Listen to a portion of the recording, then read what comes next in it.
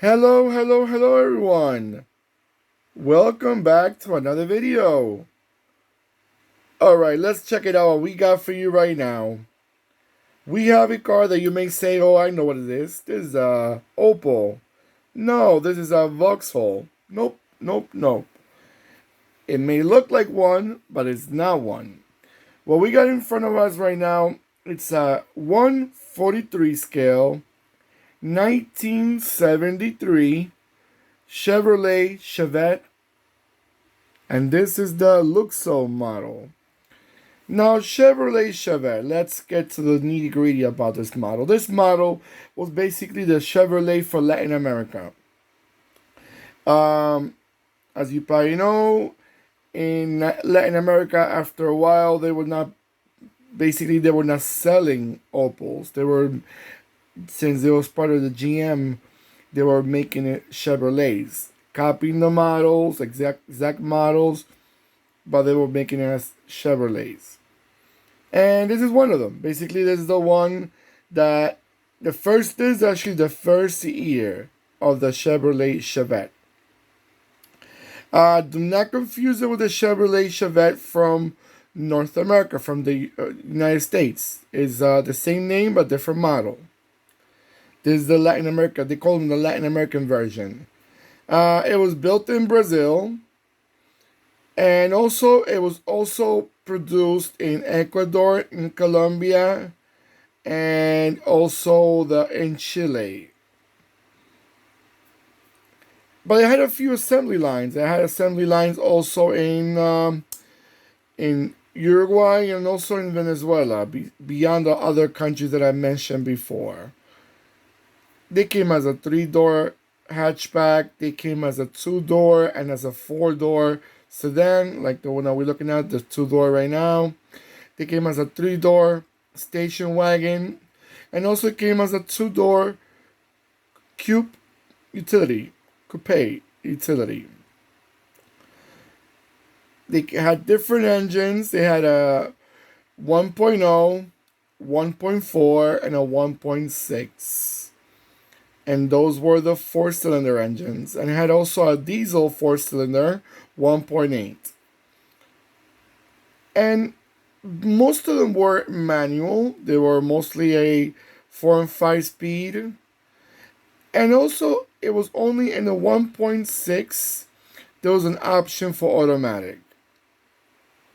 Not bad. At least back in the days, it was really hard to get automatics in Latin America. Most of these cars were stick shift.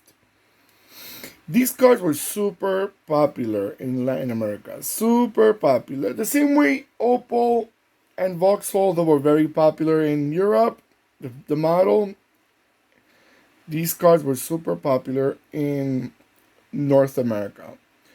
Now let me talk about this diecast. This is a collection from Brazilian models. One thing that stands out, the quality is not the greatest, and it's new. I opened up the box myself. It's a new. Their quality is not the greatest. One thing that's really sticking out in my eye is the size of those wheels. For goodness sake. They couldn't make them a little more smaller. It's almost literally touching the fender.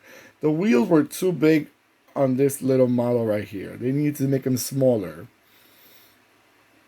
But they were cheap quality because they were not too expensive. I think the most expensive thing about this car, the way they made them, is their base. The base was so fashionable, slanted. I have to put something in the bottom to make them straight because otherwise it's slanted to the. I don't like slanted videos. I have to correct a few of them that I have because I don't like how they look slanted. So I have to put something in the bottom of the base to make them at least more even looking. The two-door, I don't remember much about the two-door sedan. I remember more about the four-door sedan and the hatchback and the station wagon. Alright, guys, so I'm going to let it go around a few times and I'll be right back.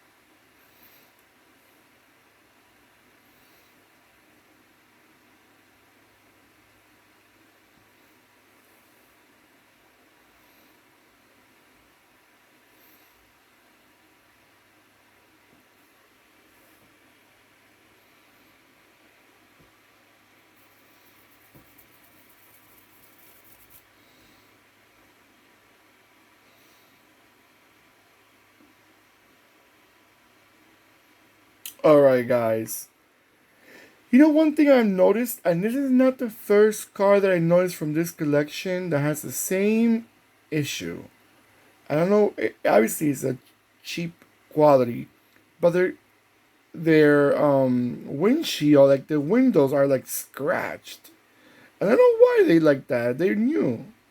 Like anyone that would think about this must, oh, that was a used car. It was no, it's not. I just opened it right now from a a box. Like I bought them new, and I I don't know. It's irritating to my eye how they present them like this. Like for I mean they're okay. They're cheap. But they could make them a little better quality. There's nothing wrong.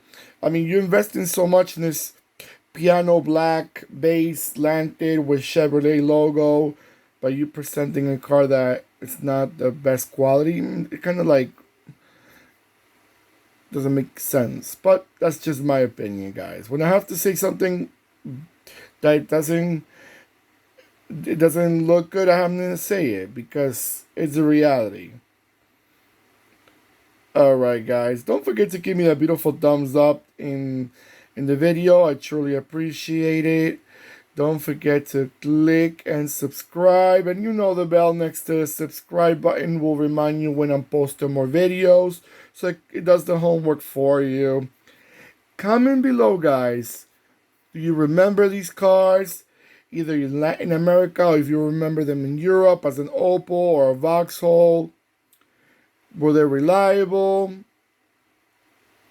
Yeah, I would love to read your comments and what you guys think about it.